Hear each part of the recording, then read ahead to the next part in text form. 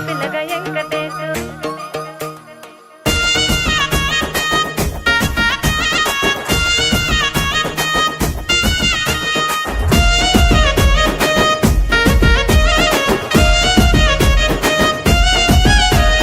చిత్రాల మనసు నాది చిన్నగా పోతుంటావో చూడక పోతుంటావో ఇంట్లో చిన్నదాన్ని నేను చిత్రాల